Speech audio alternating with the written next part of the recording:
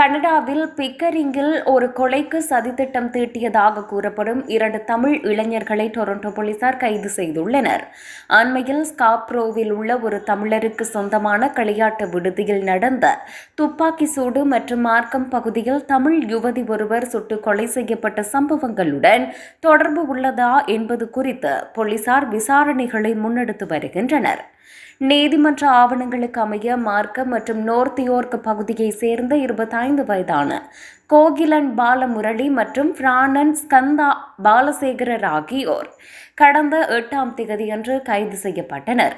இருவர் மீதும் முதல் நிலை கொலை செய்ய சதி செய்ததாக குற்றச்சாட்டு சுமத்தப்பட்டது. வெள்ளிக்கிழமை காலை இருவரும் மீண்டும் நீதிமன்றத்தில் ஆஜராக உள்ளனர்.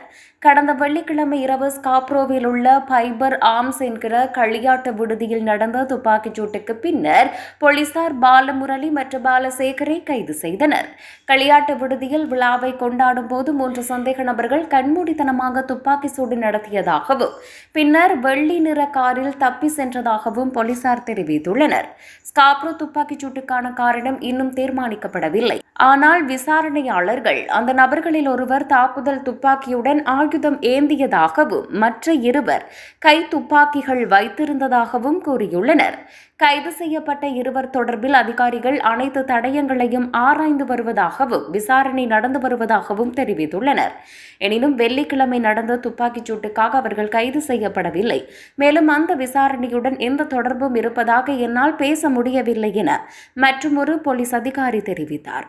இதேவேளை வெள்ளிக்கிழமை அதிகாலை மார்காமில் உள்ள ஒரு வீட்டில் தமிழ் பெண் ஒருவர் கொலை செய்யப்பட்ட இடத்திலிருந்து சில நிமிடங்கள் தொலைவில் உள்ள முகவரியில் பாலமுரளி வசித்து வந்துள்ளார். இந்த சம்பவம் டோவ் ட்ரக் பிரச்சினையுடன் தொடர்புடைய துப்பாக்கிச் சூடாக இருக்கலாம் என அண்டை வீட்டார் நம்புகின்றனர். பாலமுரளி 2022ஆம் ஆண்டு டொரண்டோ டோவ் ட்ரக் உரிமத்திற்கு விண்ணப்பித்திருந்தமை குறிப்பிடத்தக்கது.